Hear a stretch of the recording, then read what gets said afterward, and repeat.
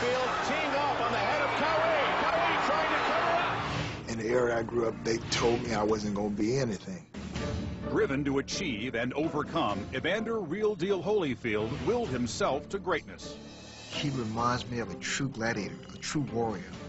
Holyfield showed us that monsters do not exist.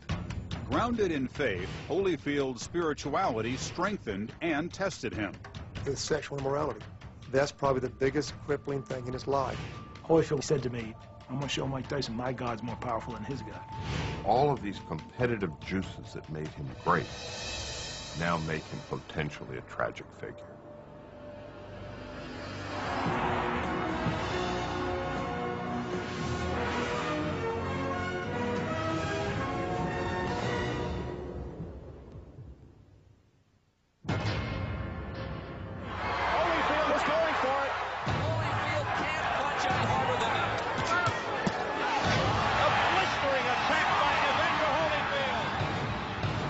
What made Evander Holyfield such an amazing boxer is the fact that no matter who he fought, no matter what the challenge was, the fans were guaranteed an exciting fight. Here comes Holyfield doubling the left, the right, the left, unloading his arsenal of punches. You didn't sit down without chills for 1 second when Evander was fighting.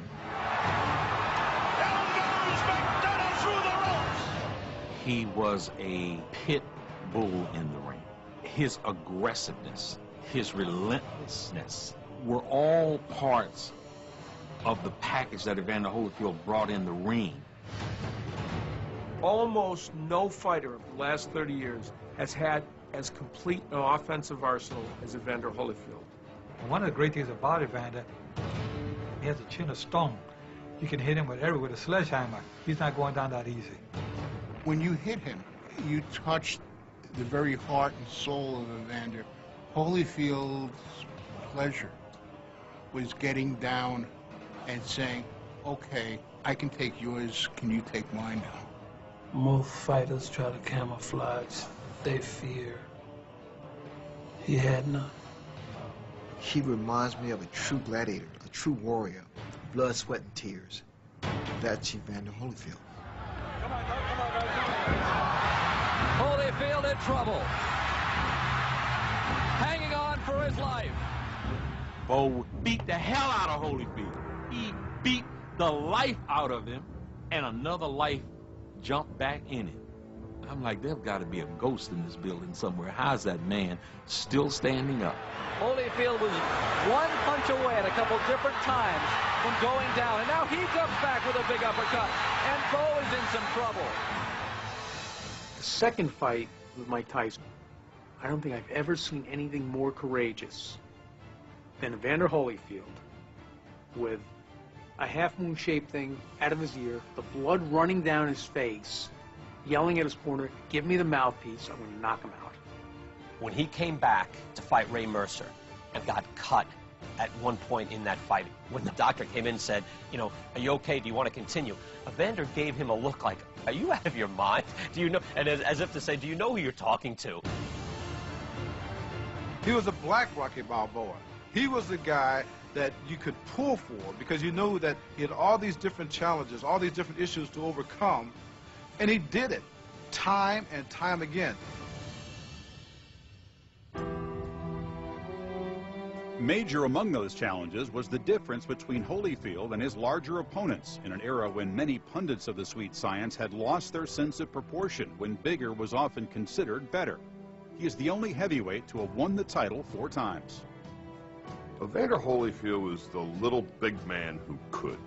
Everybody felt he wasn't quite good enough, he wasn't quite big enough, he wasn't quite strong enough, and that was the fuel that drove his engine. Let them say what they want about him being too small. We knew one thing: they could never take his heart away from him. And I think that was the biggest asset he had, his heart. His strength, I think, came from a different place. And part of the reason why we underestimated him is because we couldn't see that place. And that was really the soul of a great fighter and a person who knew what he wanted out of life. He refused to cave into our expectations of him. Holyfield challenged our view of what a heavyweight was in many ways. First of all, he really wasn't a knockout fighter. And then he brought this demeanor that was the antithesis of Mike Tyson. Mike Tyson talked about crushing your brain, and, well, Evander was just going to pray for you and just try to beat you and move on. If you hit that, I'm gonna step this way, then I'm gonna come back. And you like that, but you got it. And I take it that way. There's no pretense. There's nothing phony about him. A guy who walks around without an entourage. He is always going to be the guy who grew up in Atlanta with nothing and trying to become something.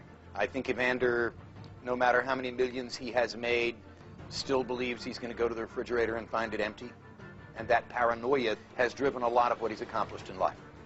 Here's a guy, got enough money to air condition hell. You know, he can go to Neiman Marcus, Burberry's, wherever he wanted to shop at. This guy goes to Kmart to shop.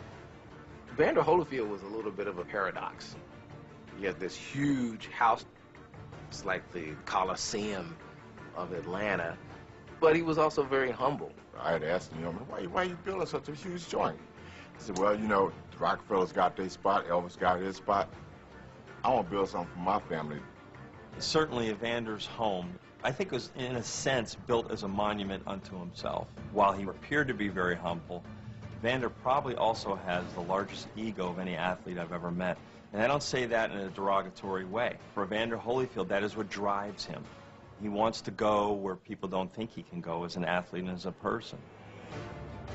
If, God forbid, you went bowling with him, he would not let you leave if you won a game. If you won a game, he would have to bowl another one and beat you and remind you who won. He's on this show, Dancing with the Stars, and he finally gets eliminated.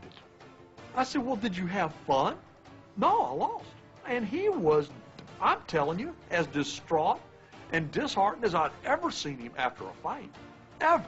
One of Evander's friends once told me that he perceives himself as Mr. Perfect, and when he's unable to sustain that self-image, he gets down on himself. And maybe that perfectionism is what drove him to become heavyweight champion in the face of all odds.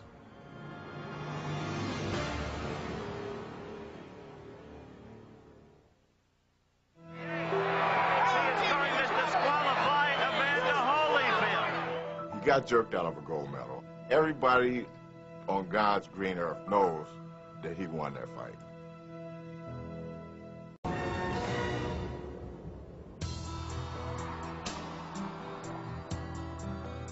The youngest of 9, Evander Holyfield, was just 4 when his mother, Annie, relocated her family from rural Alabama to the Summerhill section of Atlanta in 1967. Evander's mother was a tremendous influence in his life. A single mom, working very hard, and I think he saw that as example. You can get what you want if you're willing to put the work in. I truly believe all that I am today is because of my mother, how she inspired me, how she stayed on me, how she just structured me. My mother was my hero.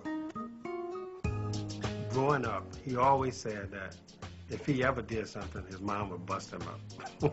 He realized that his mom wanted him to follow a straight and narrow path. Only thing that I wanted to do is make my mama happy. I'm the one that got 3 whoopings a day. I was always in trouble. I was a classroom clown. I wanted some attention. I wanted to be loved, but, you know, but I was going about the wrong way to do it. Not having known his natural father until he was 21, Holyfield sought paternal recognition on Atlanta's playing fields. My whole life I was inspired by men because my daddy wasn't there. So when I went out and played sports, I played so hard for the coaches because I wanted them to pat me on my back. The Warren Memorial Boys Club provided an opportunity for the athletic Holyfield to gain approval and a sense of purpose. At age 8, the boy who harbored dreams of playing for the Atlanta Falcons became seduced by another sport. The thing that sort of enthralled him was the speed bag, the sound of the speed bag. He asked the coach there, Carter Morgan, if he could hit the speed bag, and coach told him that was only for kids who were on the boxing team, and if he wanted to hit it, he could join the boxing team.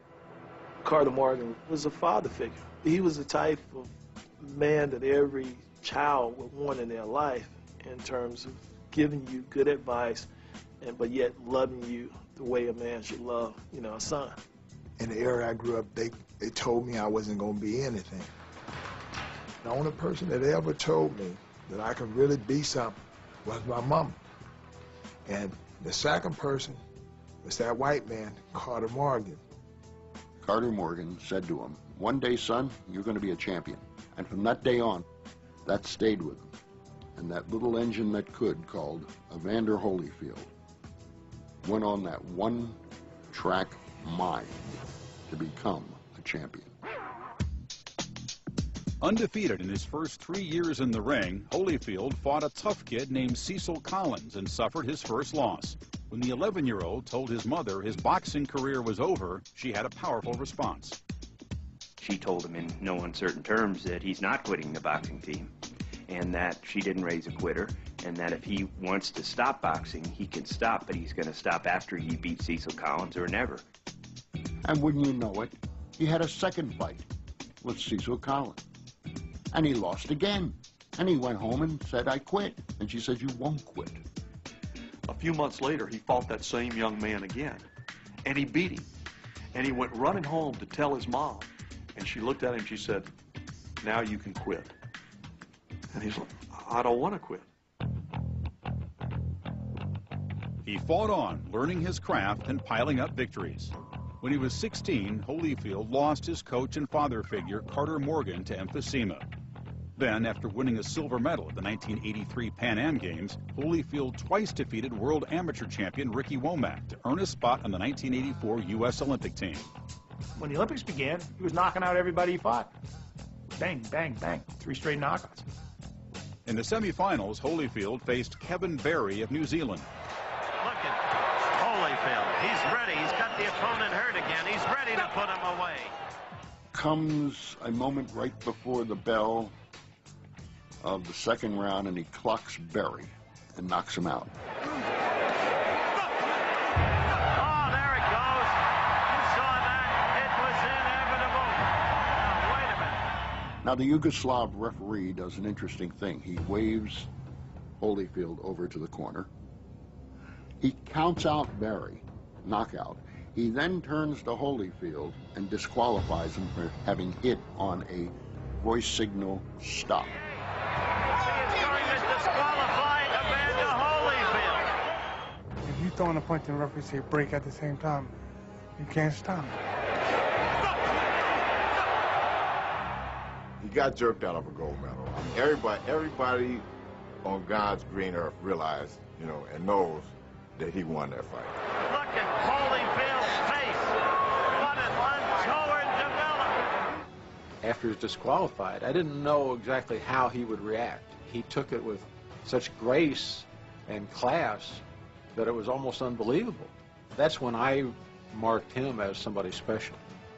The Yugoslavian fighter who actually got the benefit of this bizarre decision to disqualify Holyfield simply turned to Holyfield, who was standing several inches below him on the bronze medal stand, and asked him to come up with him on the top platform. It's certainly one of the great Olympic moments in modern times. In an ironic way, that disqualification made everybody notice who Evander Holyfield was. And it really, in the long run, helped create Evander's turning pro and the mystique around him.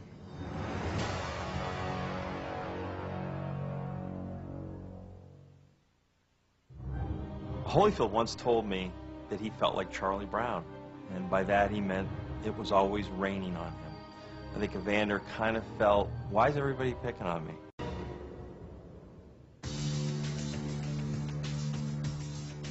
I don't think the boxing community at large has given Evander enough credit for the total package that he brought to the ring. I don't think he's been respected as a boxer who defined his time. 3 months after the 1984 Olympics, Evander Holyfield turned pro and made an immediate impact in the cruiserweight division.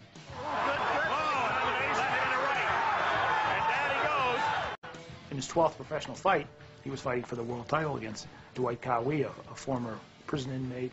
I mean, if you looked up the definition of tough in the dictionary, there's a picture of Dwight Cowie's mug right there. That fight was war. It was like life and death every round.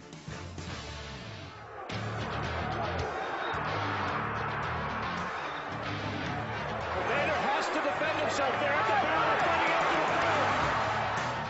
I expected him to be real fast and coming out, but the one thing I didn't expect is him to go the distance. I ask anybody to see that fight, they get tired when you watch it.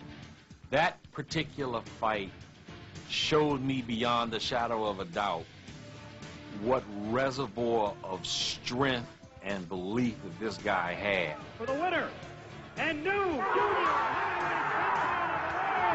Evander Holyfield!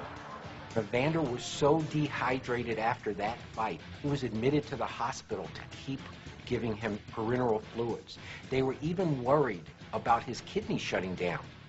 I remember telling my manager at the time, look, I don't think I want to be champion no more. He said, what you mean? I said, man, I almost died in that doggone ring. Despite the punishment, Holyfield wanted more fights and bigger paydays. With an 18-0 record in 1988, the undisputed cruiserweight champion was ready to declare himself a heavyweight. But at less than 200 pounds, he would first have to gain strength and bulk to compete effectively. It became what they called the Omega Project, to create this guy from a cruiserweight into a heavyweight, and he went on an intensive training program. I was trying to find ways to train the heart rate and start putting some muscle on him. And over a course of a couple of years, I put about 30 pounds on him that was legitimate. It wasn't steroids, it wasn't drugs. He was always considered the little engine that could, but still people couldn't believe that this little engine was actually doing what he was doing. So then you had the steroid thing come up. Evander told me one time he thought it would be cheating to do something like that, but he was so driven to be the best that you just don't know what a man's capable of sometimes.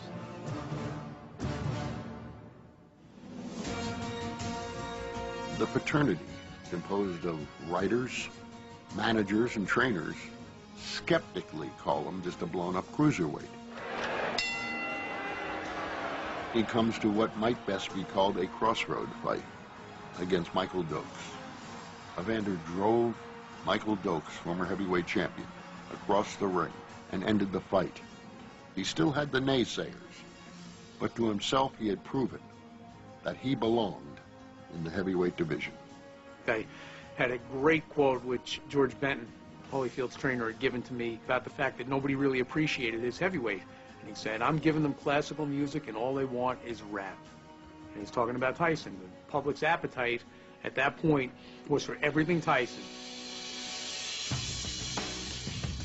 When Mike Tyson shocked the world by losing his crown to Buster Douglas in February of 1990, Holyfield was next in line for the new title holder. And that October, the fighter who was told he was going nowhere fought for the championship of the world. Douglas was trying to take him out, but Holyfield boxed the hell out of it. You know, with the left hand, making him pay. And then all of a sudden, bam, crushing right hand. And at first, I just say, oh, he's getting up. I know he's going to get up. And then I'm watching the referee 7, 8, 9. There's a new heavyweight champion of the world, and his name is Evander Holyfield. As spectacular as Holyfield's one-punch knockout of Buster Douglas was, it really didn't convince anybody that he was the real heavyweight champion. They were disrespected me because I didn't beat Tyson, but I didn't have nothing to do with Tyson losing this Buster Douglas. It was some kind of way they were trying to rob me of this 20-year goal. The first reign of Evander Holyfield was really a very tough one for him because he was stuck in no-win fights. He fights George Foreman, who's 87 years old, and he beats him. Then he fights Bert Cooper, gets knocked down, goes on and wins. Then he fights Larry Holmes, who's 67 years old. He beats him, doesn't look particularly good doing it, doesn't knock him out. The prerequisite for fighting a nondescript champion like Holyfield is you have to be over 40, and you have to be a drunk, a derelict, or a drug addict. You know what I mean? That's the only way you can fight Holyfield. He's a loser. Holyfield once told me that he felt like Charlie Brown, and by that he meant it was always raining on him. I think Evander kind of felt, why is everybody picking on me?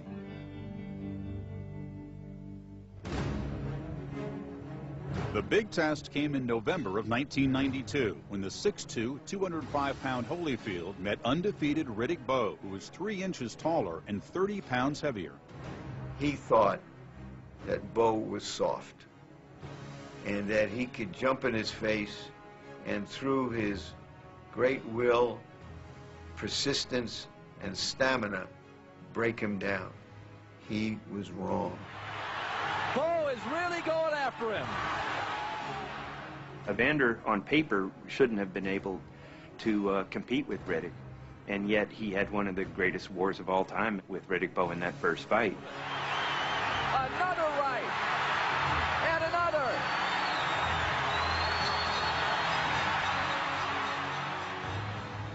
For all his courage, speed, and agility, Holyfield lost his title to Bowe by unanimous decision.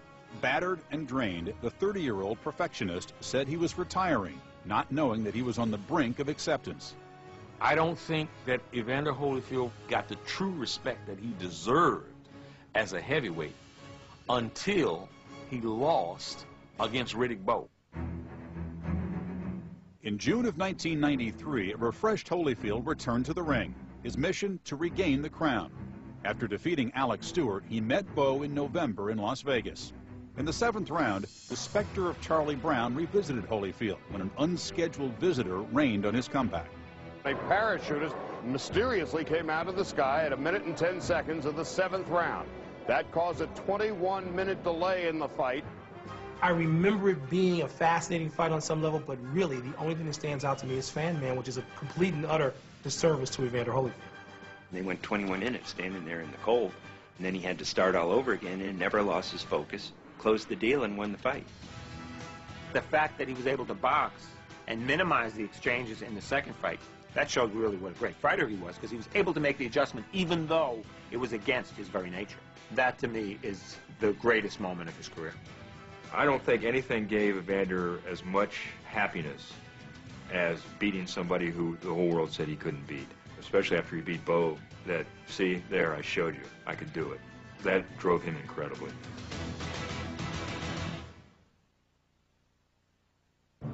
I said, Evander, how can you justify being the strong Christian and at the same time have all of these illegitimate children?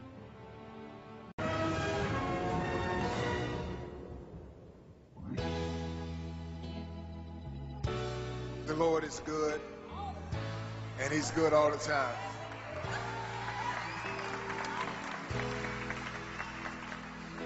He makes a way out of no way.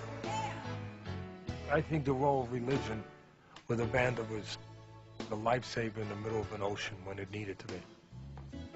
I think it was a buoy, you know, that was floating there to grab onto and pull him where he had to be pulled when he was in tough situations. It's the most important thing in his life, you know, because his mother instilled that in him from the time he could walk and talk.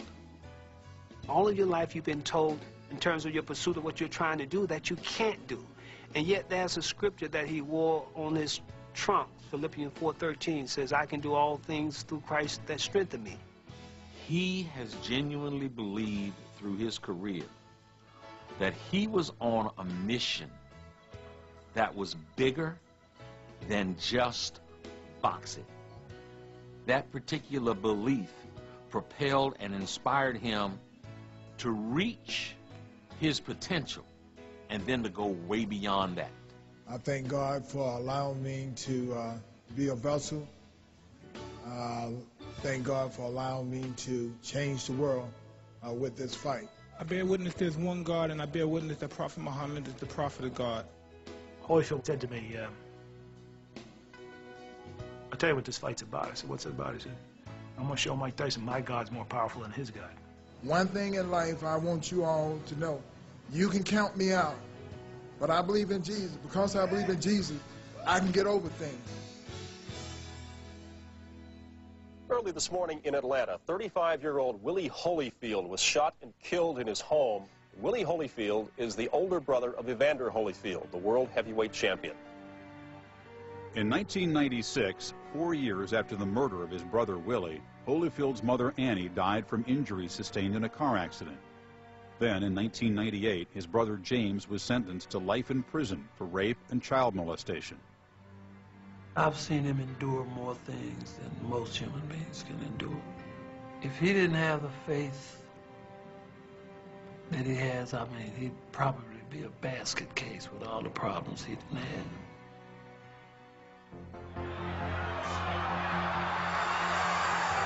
All more thus far. Evander bleeding, holding on. After Holyfield lost his title to Michael Moore in April of 1994, he was hospitalized and diagnosed with a serious heart ailment, a non-compliant left ventricle. I'd like to thank the Lord for letting me have 23 years of this boxing career. I think Evander, in his heart, so to speak, never really felt like he was finished. And certainly he never wanted his career to end that way. When medical science failed him, he was going to what he considered to be a higher authority.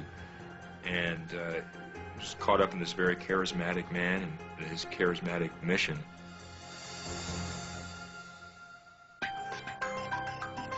Emotionally at sea, Holyfield fought back by praying and attending revivals led by faith healer Benny Hinn. Benny spoke, do you, believe that God can heal you? And Evander said, yeah. He said, do you want to be healed? And Evander said, yeah. So he had him to come up on stage, and Evander was slain in the spirit. I went to the Benny Hinn thing, and he said, hey, your heart is healed. Go back to the doctor and tell him to check it out. As it turned out, the heart ailment that he supposedly had was somewhat misdiagnosed because in the emergency room after the fight, he had been overhydrated and overdrugged with too many painkillers. There is no question that Evander had abnormalities of his heart shortly after the Michael Moore fight. How they got better, how they improved, I don't have the answer. Whether Hinn healed Holyfield's heart, he undoubtedly influenced his love life by introducing him to his second wife, Janice Itzen. A bachelor since his first marriage ended after 6 years in 1991, Holyfield was struck by Itzen's spiritual knowledge. I thought because she knew the Word of God and she knew more about the Word of God than me, then this got to be a perfect fit. Because God would want me somebody who know the Word of God. But I wasn't in love with her. Holyfield basically came home on a weekend while he was training for a fight in Houston and said, let's get married. And they ended up getting married by a justice of the peace with Holyfield's son standing up as a best man, and their wedding dinner was at Shoney's. In September of 1998, a week after the birth of the couple's first child, it was revealed publicly that Holyfield had fathered 5 children out of wedlock, including 2 in the previous year, with 4 different women. Evander and Janice divorced in 2000. Well, I said to him one time, you must be reading the Reader's Digest version of the Bible. There's like a whole sections in there that, somehow appear to be missing. Lennox Lewis really put him on the spot. Lennox said, well, he is a hypocrite. He said, I'm not going to question his faith, but he breaks a commandment every 10 seconds.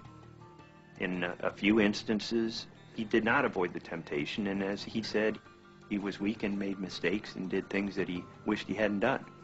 Is sexual immorality. That's probably the biggest crippling thing in his life. He's even made the comment, if I was as disciplined in my relationships as I have been in training, I probably wouldn't have all the problems that I have. I said, Evander, how can you justify being the strong Christian and at the same time have all of these illegitimate children? And his response was, looking at me in disbelief, why take care of them? He's been responsible for his children, financially, emotionally, parentally. Evander has this idea that I grew up without a father, and I don't want my kids to feel that. And so I'm going to do everything in my power to be actively involved and try to share with them the things that I think I missed out on. His faith in God is real. Who he is real. Is he perfect? No. Has he done things that go against God's word? Yes. He had his failings. There were times Evander tried to make the religion fit what he wanted rather than the other way around, and I think that was a real inner struggle for Evander Holyfield. Although he was very faithful to his religious beliefs, there are things percolating underneath the surface that have a lot to do with the absence of the father, and that have a lot to do with self-esteem issues, that have a lot to do with people telling you all your life you're not going to be anything. And that's got to come out somewhere. That stuff doesn't just sit quietly inside you.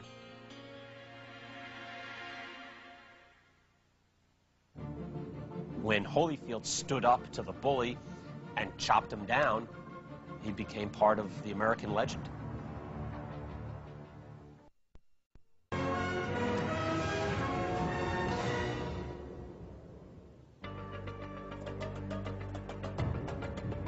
Evander Holyfield always wanted to fight Mike Tyson. He wanted to fight Tyson, I think, more than he wanted to breathe.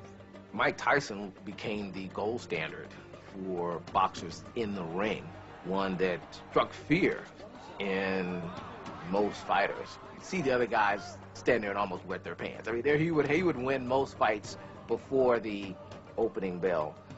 Evander Holyfield never feared Mike Tyson. He was actually signed to fight Tyson before Tyson fought Buster Douglas. And then when Douglas knocked out Tyson, then Evander got the Douglas fight.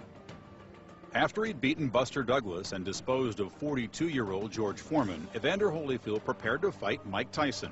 But 3 weeks before they were to meet in November of 1991, Tyson withdrew, claiming he had suffered a ribcage injury. Before the fight was rescheduled, Tyson was convicted of rape and sent to prison. He knew he had to beat Tyson. I guarantee you that until Mike got out of jail, Evander was haunted by that. He was tormented. When I was training Evander for the second fight with Riddick Bowe, he says, you know, Emmanuel, I sure hate that Mike is locked up because everybody's so afraid of Mike. Then he said, that's the one fight I want more than anything. Holyfield had his reasons. During the 1984 Olympic training camp, he volunteered to spar with the younger but heavier Tyson, who was an alternate on the squad. They had a war, and the coach had to break it up to keep two of his best fighters from getting hurt. Mike was the guy that all of them feared. I wasn't afraid to talk to him, and everything was kind of cordial with me and him, and wasn't nothing to be afraid of. They were shooting pool. Evander Holyfield was waiting his turn. Mike Tyson was cleaning up on all the other guys, and eventually Tyson got beaten on the table, and he decided he wasn't going to give up the cue stick. And eventually Evander convinced him it would be the smart thing to do. Those right there were encounters that he knew when the pressure was on that he wasn't going to quit, Mike was going to quit. Holyfield and Tyson had a big press conference in New York before the fight that never happened. And afterward, HBO's cameras took them and recorded a little face-to-face. I snuck back and watched. The two of them walked up to each other, stood face-to-face, and both of them instantly started laughing. They couldn't do it. It was like two friends. It was like two brothers who just couldn't fake the animosity. 5 years later, in November of 1996, they met in the ring. Tyson, released from prison after 3 years, had won back the WBA heavyweight title. Holyfield had lost to Bowe in their third match. Evander's career in the ring wasn't going as we had hoped, and that was a setback. But it set up the opportunity for a comeback, because that's how we were able to persuade Don King to put Tyson in there with Evander, because King was certain that Evander was shot. Evander's a 25-to-1 underdog. There were a lot of people paranoid that Tyson was really seriously going to physically hurt Evander in the fight. Bell rings round one, Tyson flies out of the corner, and within the first 3 seconds, he buckles Evander's knees with a hard right that I'm telling you, I and everyone else thought that fight was over. Evander straightened himself, hit Tyson back. At the end of that first round, Tyson hit Holyfield after the bell. When the referee jumped between him, and Holyfield went right over him and threw a punch back. And he said something to Tyson. Tyson's eyes just widened. to saucer-like eyes. And you knew then and there that fight was over. Yes, it took 10 more rounds, but that fight was over. One of the things that Evander Holyfield knew about Mike Tyson was that he was not built for a long endurance, war of attrition kind of a fight. And that's what Evander Holyfield was going to give him. I can fight on the outside, I can fight on the inside, and the only way that Tyson could fight is coming forward. And I wasn't going backwards. Man, whew, he put some on Mike Tyson. I was surprised he lasted as long as he did. I mean, Evander was hitting him with some shots, man. My toes was curling up, and I'm in the corner. The announcement of his boxing death had been performed many times. And here he goes, smacks Tyson around in the ring, and he proved the critics wrong once again. At that point, I was okay with him putting an S on his chest. 7.5 months later, Holyfield and Tyson met again. The third round, Tyson came out and threw every piece of arsenal he had at Holyfield. It absolutely did nothing to keep Holyfield away. Mike just snapped. You know, he was probably pissed off and things weren't going his way. And all of a sudden, Evander went straight up in the air like a frightened cat. And I went, what the hell was that? Tyson then spits out the piece of ear. And the piece of ear comes flying across the ring and lands nearby, and you're just like, I cannot believe what I just saw. I got in the ring. Evander was calm. You could see he was PO'd, but he was calm. And when I said, this is fine, we can fix this, Evander, you go fight, he was comfortable with that. He hit his ear like this with his glove. And then he said, let's go. Let's go. I came right on him, and when I hit him with a 1-2 and all that, he bit the other one. Because he realized that it wasn't going to stop me. Dogs bite because they're scared. They don't bite because they're aggressive. And people do too. He wanted out, O-U-D. When Holyfield stood up to the bully and chopped him down, you know, he became part of the American legend. Holyfield showed us that monsters do not exist. They are figments of children's imagination. And if you face something with a righteousness, with a worth, with a preparedness, that you can do almost anything.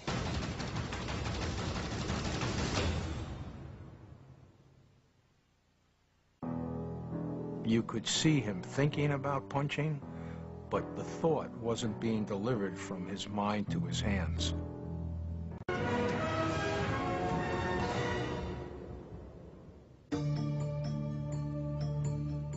I think Evander's legacy will be that he was one of the toughest warriors in the ring who tarnished a great achievement of rising from a light heavyweight, cruiserweight, to a heavyweight champion of the world by overstaying his welcome. The idea of losing is completely foreign to him, and toward the end of his career, I think served him very poorly. He's told a number of people, I believe God's plan for me is to finish better than I started, to finish as the undisputed heavyweight champ of the world. In 1999, Evander Holyfield had 2 opportunities to reach his goal of unifying the heavyweight titles, but he failed in both attempts against WBC champion Lennox Lewis. Lennox Lewis, too, he fought his heart out that night. He might have left his last touch of that level of fighting in the ring that night. As Holyfield continued to box, his ring skills began to fade. In October of 2003, 2 weeks before his 41st birthday, he met James Toney, a former cruiserweight who was making his heavyweight debut. That's kind of signaled the end of Evander Holyfield as a fighter. He didn't have the same snap on his punches. He didn't have the reflexes to block punches. I told him, you're getting hit with too many right hands. If you don't get out of the way of those right hands, I'm going to stop the fight. First punch that Tony threw, bam, a right hand. I think they're throwing the towel. Ron Turner throwing the towel, and it's over. I think Don Turner did him one of the greatest favors a man could do a fighter by stopping that fight with James Toney. Yet, in Evander's eyes, that was almost a betrayal. After the Toney fight, I told Evander that my opinion was that the best thing for him to do would be retired, because in my view he was on top. Evander is not to be denied. You know, in his mind, he can still be the fighter he was in 1990, and you know, he's not going to let a trainer or an advisor or somebody in his camp stand between that.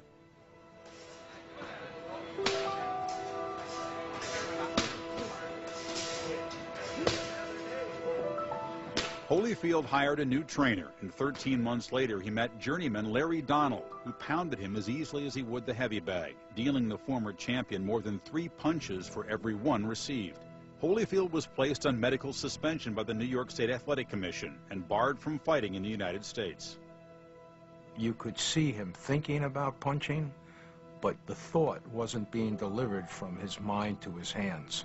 If we allowed him to continue fighting, he was going to be one of these guys that was going to suffer from pugilistic dementia. And if we didn't protect him, he didn't want to protect himself. This was just another case of someone doubting him and someone disrespecting him. And when these episodes occur, it's Evander's style to say, well, I'm going to prove everyone wrong.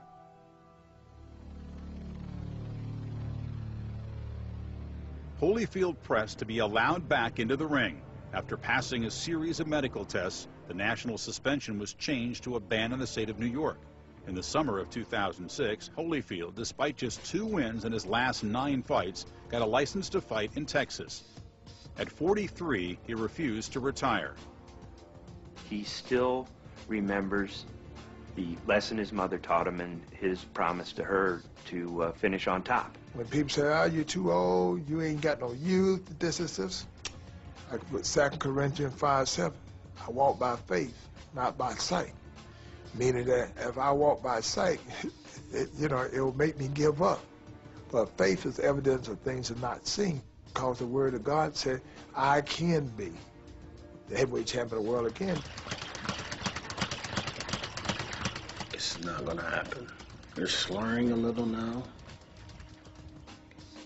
Step away. Have respect and dignity for yourself. Don't damage yourself any more than what you have. He doesn't know when to quit. He doesn't even understand what the word quit means.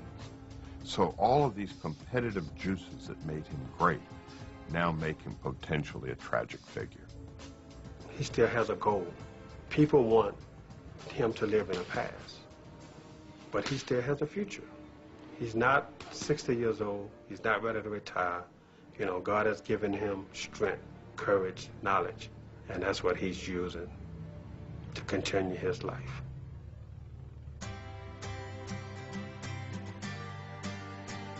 However his career ends, Evander Holyfield has established himself as a highly skilled fighter who displayed courage, perseverance, and grace in a sport in search of those attributes. What kind of career would it have been if nothing ever happened to me and everything was just dandy like that? Who can you really inspire? Can you think of a fighter who was more underappreciated and underestimated than Evander Holyfield? I mean, Holyfield did what all of us thought was impossible. He became heavyweight champion. Not once, not twice, not 3 times, but 4 times. His story is a great story. It's a wonderful story. And it's a story that any kid who is of lesser means, but who has a dream, should hear and understand that they too can live their dream if they have the same kind of character, attitude, and perseverance that Evander Holyfield had.